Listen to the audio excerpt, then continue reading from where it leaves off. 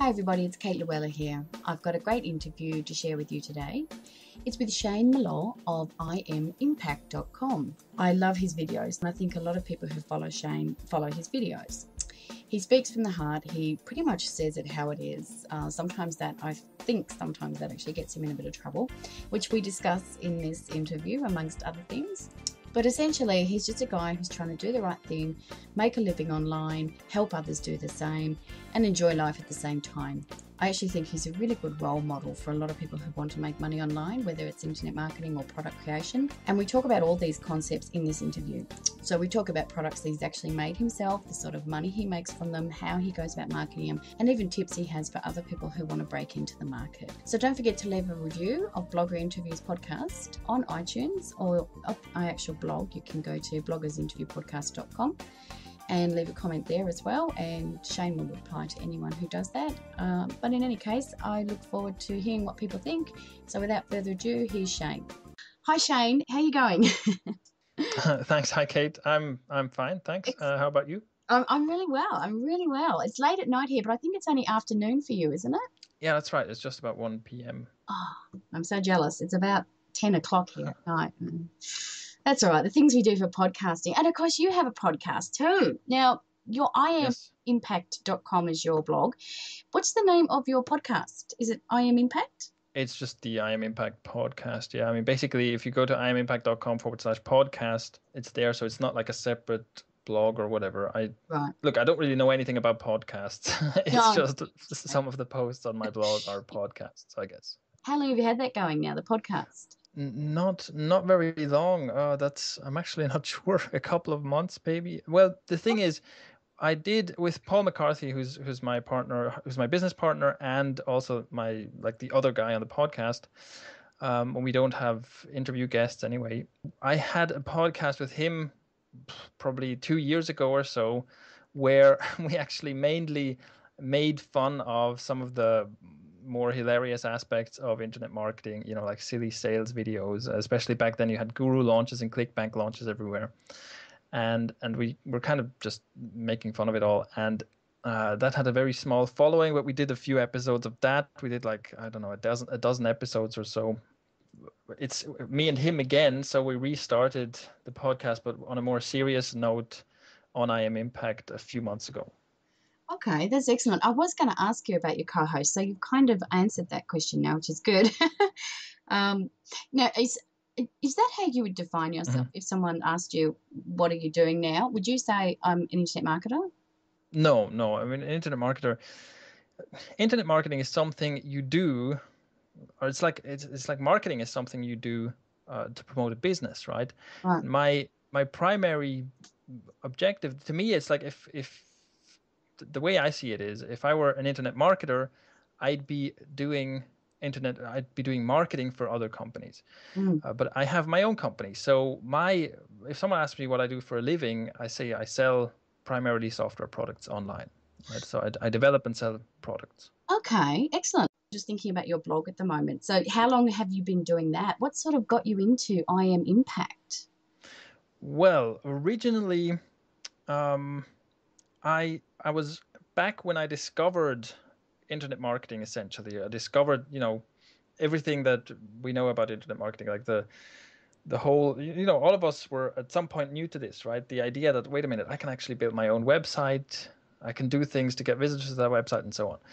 When I discovered this, I was actually already running an e-commerce store, but I was running an e-commerce store as a contractor for a distributor. So it's kind of like a reseller thing. And they were, the store I was running wasn't hosted on my own server. I didn't even have very deep management privileges or anything for it. I was really just kind of the guy who handled the orders and customers and so on. But that kind of showed me, here's some potential. Having a website, in this case e-commerce, there's some potential to get customers, to get attention, to optimize a website and so on. But unfortunately, I couldn't do any of that with that e-commerce store because, as I said, I wasn't really in charge. So, but I was learning about marketing, and I was kind of frustrated about the fact that I couldn't use most of the things I was learning on this store I was running. So I decided to start creating some websites of my own. And I think the big spark was I at some point I learned about affiliate marketing. So the idea that I can promote someone else's thing and get money, but I don't have to take care of delivering, shipping, customer support, or any of that. Mm. And because shipping and customer support was the biggest problem with this e-commerce store I was running, it was basically making my life miserable. Yeah. I thought, this is what I want to do. I want to be an affiliate Yeah. so that I don't have to deal with that. So I started learning how to build my own websites, and as an affiliate. So I just started promoting, various products as an affiliate, and I was, of course, completely rubbish at it. I had no idea what I was doing at the beginning. And after a while, as I think most people do, I was looking for tools and information and so on that would make this easier for me. And well, as I'm sure you know, what happens when you let's say look for a review of an internet marketing product is the only thing you find are just glowing reviews of people saying this is it, this is what you need to make tons of money, because obviously they're affiliates. Yes. And that's how originally I Am Impact started. I was looking at that and thinking, this is a gap in the market. I could do honest reviews of these things and kind of stand out from the crowd. Yeah. And that's what I did. So I started writing reviews, and I still do that. It's still part of what I do is I review products, and I tend to be very, very critical in my reviews. And my site is one of the few, I'd say, internet marketing related sites where you'll actually find more negative than positive reviews. I'm pretty sure I think probably like 70 to 80% of my reviews are more negative than positive. Well, so that's how it originally started. We'll call them honest, not negative. Yeah, well, they're honest reviews of bad products in that case. Right. So why do you pick those products? Because they're selling well, or and you just want to break down the the BS, or why are you motivated to do the ones you do? Yeah, there are. Well, in the beginning, I kind of picked products at random.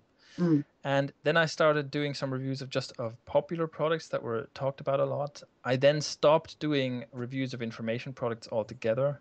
That was just becoming too annoying, basically. Right.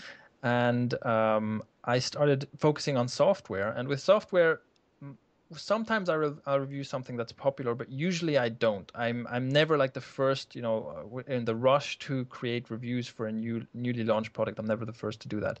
So what I like to do best is do roundup reviews, where I'll pick a product that either is something that I'm using and need to find like the best one for my own business anyway, or just something that I know this is a useful product for any online marketer to have.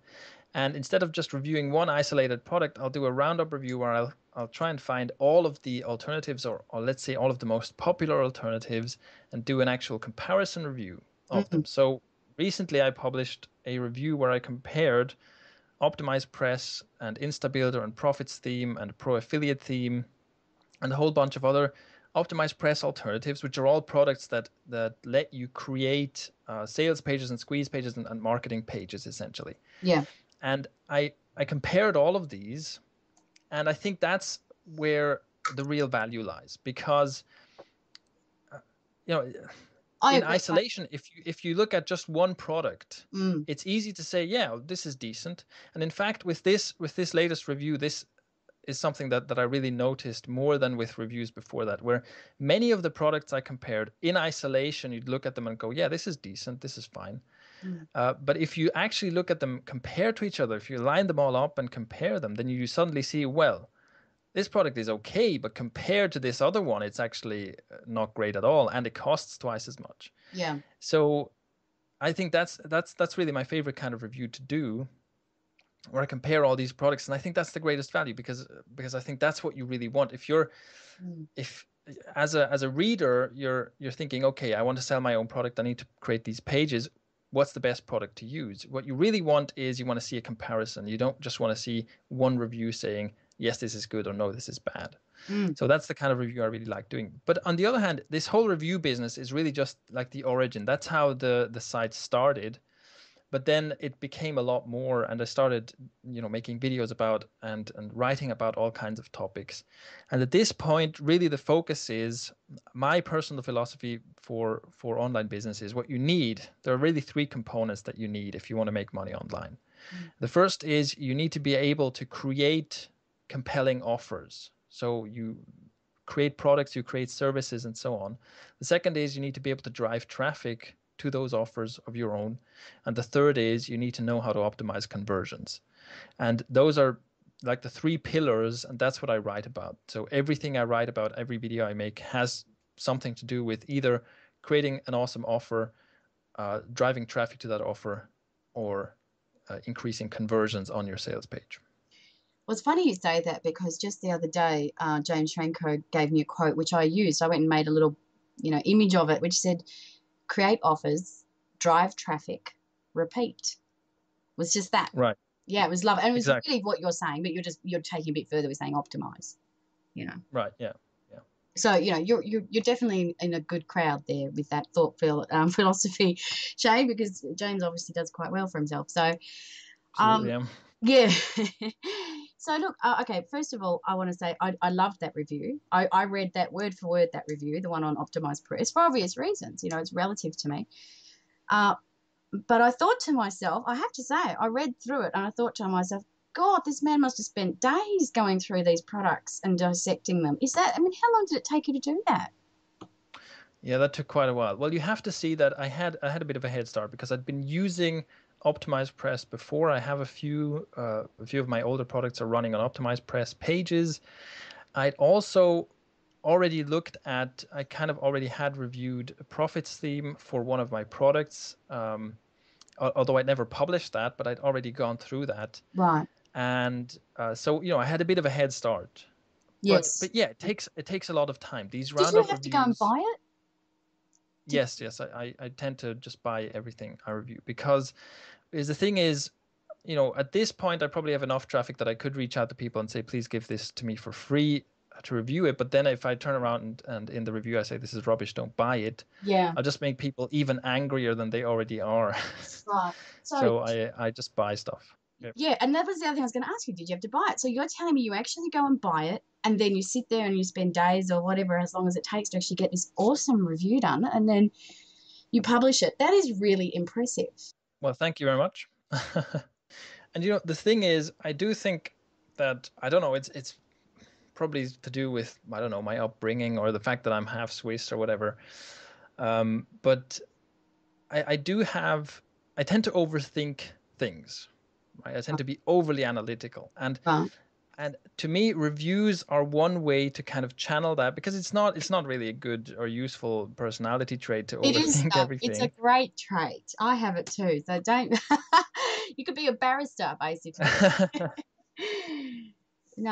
I No, understand. but it's just I can kind of channel this overly analytical way of thinking into the reviews because it's actually kind of a good thing, right? If you want to find out, okay, which one of these products is the best, you probably want to know from someone who spent way too long thinking about all the details. Exactly. and in other ways as well. I mean, for other things as well, I think I've managed to kind of turn that into a bit of a strength because generally when I talk about marketing strategy or in most of my content, I tend to really dive deep and as I say, kind of overthink everything, Mm. and that can be a good thing if I manage to convert it into a bit of content that isn't bloated. If I can actually trim it all down to something that's easy to consume, Mm. then that's probably a good thing. What about publishing those things like into maybe little ebooks, even as giveaways, or maybe 99-cent Kindles or something, just to, it's just so valuable. That's what I'm saying. It's a shame to have it just on your blog and sit there like that, and that's it.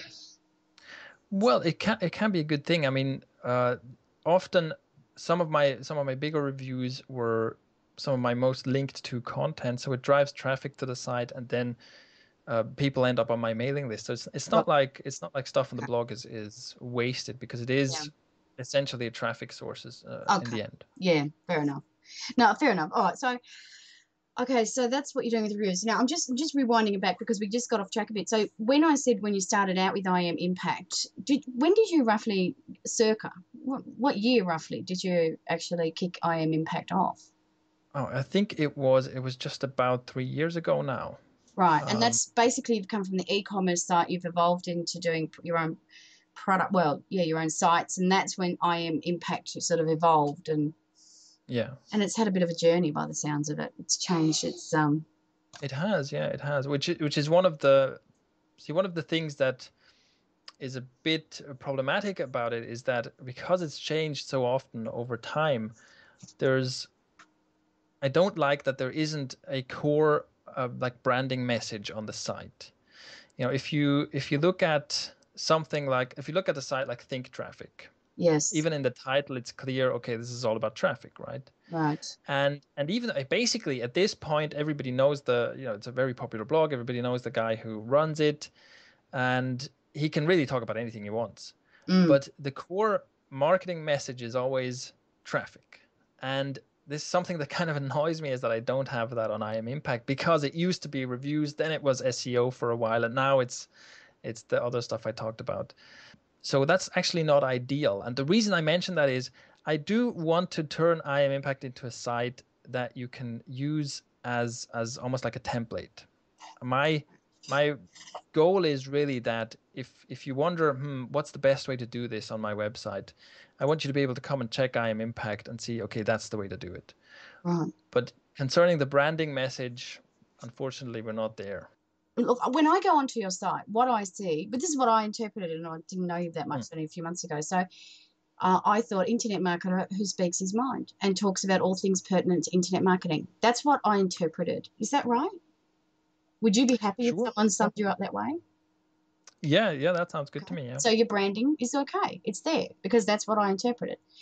The second thing, then, you say you want to take it as a template, but to me that's a bit vague. What do you mean? Like, do you mean for other internet marketers to go and do what you've done, like do reviews and do interviews and podcasts? Is that what you mean? Oh, no, I mean more in terms of the way the site, more in terms of principle rather than Okay.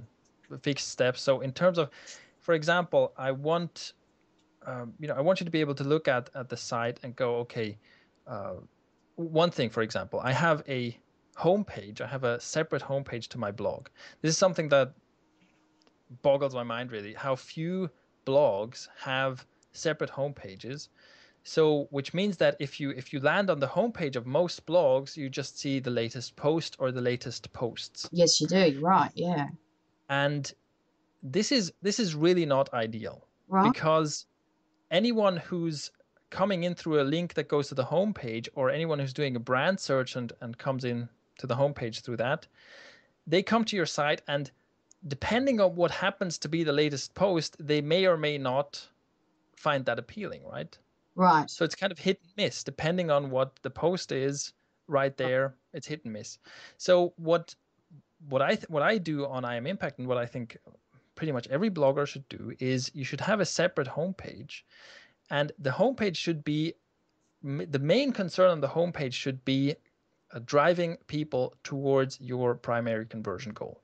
So in most cases on a blog, that would be to get them to subscribe. Yeah. Right? The primary conversion goal is you want to get people on a mailing list. Mm-hmm. Now, I've been testing a bunch of different homepages, and really what's doing best for me right now is to have it almost as a squeeze page, where it's very short, and it just says, a very short, like, branding message. This is what the site is about. Here's what you get for signing up. Sign up. And I've tried, having like a bio section on there, or having an overview of here's some of my best stuff and so on. But in terms of conversions, and in terms of also still getting people to click through to the rest of the site, having a really simple please sign up right here type page on the homepage is what's working best so far. Okay. And that's what I mean by having by being able to use I Am Impact as an example. If someone's wondering what should I put on my homepage for my blog, I want them to be able to come to I Am Impact and see, okay, this is probably a good way of doing it, because I've tested that very extensively, and I have a reason for everything I do, for almost everything I do. Right. But then I'm thinking what you're just saying depends on a lot of factors, though, not just like for that other person looking at the way Shane does it doesn't mean it'll work for them. No, of course, that's, but yeah, but again, I mean it more like in terms of principles. So it's also, even though my theme isn't very conducive to that, I try to make my site um, load as quickly as possible, loading times as quickly as possible, and you can look at how the site is optimized for good loading times. You can look at things like, you know, font size, layout, the way I use images, the way I use headlines, and things like that. All of these things are things that I've spent quite a lot of time optimizing. Optimizing. So, um, what are you using then for your metrics? Do you use Google Analytics or Webmaster Tools, or what do you use? Yes, well, I do have the site running on Google Analytics, but I also use Clicky Analytics. Oh, yes. Actually like them quite a bit better than Google Analytics. Okay. Um, and for testing, I like to use Visual Website Optimizer primarily. Right. Yeah, you know, you're using the high level stuff. You know, you're in the higher group there, Okay. which is good, which is good. Pop-up opt-in boxes. You use it, don't you? Well, yeah, we have a product of our own. So we use Hybrid Connect Mm-hmm. on the site, which is a plugin that I developed, Right. or I had. I'm not the developer myself. I can't program or anything, but Mm. this is a product that the concept comes from me, and Paul McCarthy is basically the guy who manages the development and does some of the development himself as well. And so Hybrid Connect is the plugin that we use for everything to get opt-ins on the blog, and it does light boxes as well. It also does what we're currently testing, which is working really well, is a slide-in box, which is basically a box that appears in the lower right corner after you scroll down about 50% of the page. Yeah. So what I like about that is, well, first of all, the conversions are really good from that, Yeah. and it's quite nice because basically it's showing the opt-in incentive to people who are already engaged, right? It's showing the people, at least you've like read maybe half or scanned through half the article, and then this thing pops up. And of course, you could also use a light box, which is more intrusive. Mm-hmm. But the nice thing about the slide in is someone can be reading the article and they can see that and they can be interested, but go, well, I'm going to sign up to that, but I want to finish reading the article first. So they can finish reading that and then sign up. Okay. And so I think that's a big advantage of the slide in. It's like, because it doesn't come up on top of all the content, it doesn't get in your way, where someone might want to sign up, but they want to finish reading first, so they click it away. And by the time they finish reading, they've forgotten about it. So that's something we're using with some success right now. So look, can I just ask you a bit about Hybrid Connect? Sure, yeah. Yeah, great. So is that one of the features is it's like pop-up domination? I just want to get it right in my head that we're talking about the same thing. Yes, yes. Okay. But basically, what you can think of, we started out just wanting to build a simple opt-in plugin, but it kind of just blew out of all proportion, and now it essentially does pretty much anything you can imagine in terms of basically we have a builder that's very easy to use that lets you build your opt-in form with graphics and videos and everything inside that you want. And you can then place that in the sidebar in a widget. You can place that inside your posts or pages. You can have it pop up as a light box. You can have it slide in as a slide in box. You can even make completely separate squeeze pages. And there are two quite unique features in Hybrid Connect. And the first is that we have semi-automatic split testing. So, and this is my personal favorite feature. I love this so much because all you do is you create your opt-in form wherever you want to place it, right? And then you create a few variations, and you just click on create variation. It creates a clone of that opt-in box, and then you can change something. You change the color or change the headline or change the picture, whatever.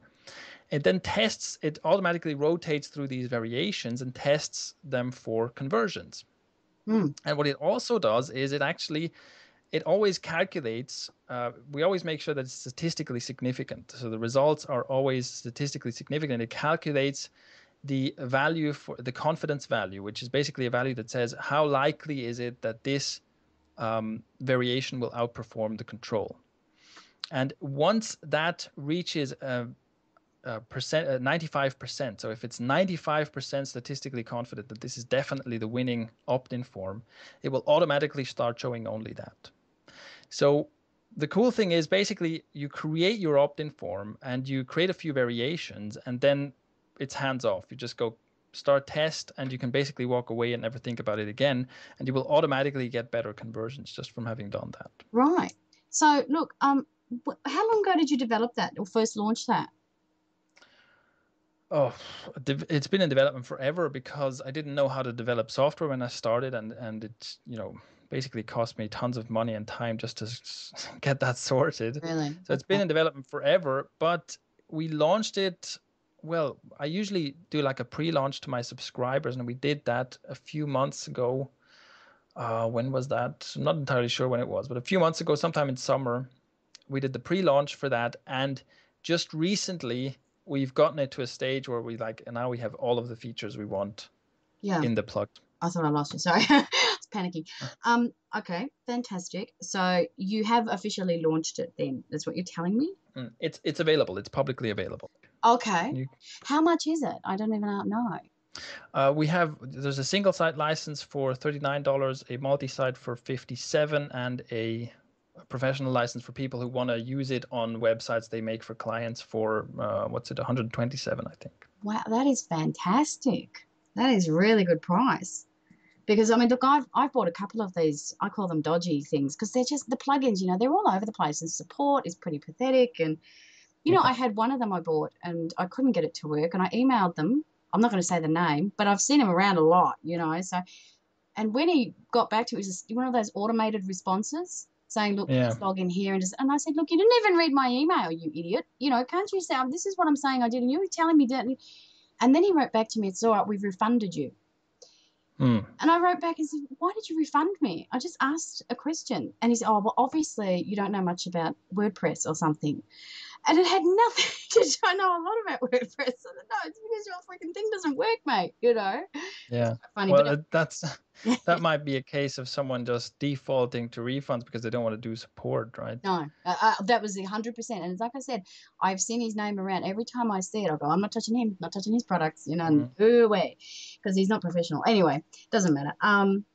So look, this is very exciting, and I won't go on too much about Hybrid Connect, but it is something. I'll put a link to it in case people want to purchase that, because 110% I need that on all my sites, and I am going to create a few sites for people too. So I'll get the professional one, and then I can put it on theirs and call it a feature and charge extra and blah, blah, blah. Bob's your auntie. Exactly, yes. That's right. the idea, yes. Yeah. So that's awesome.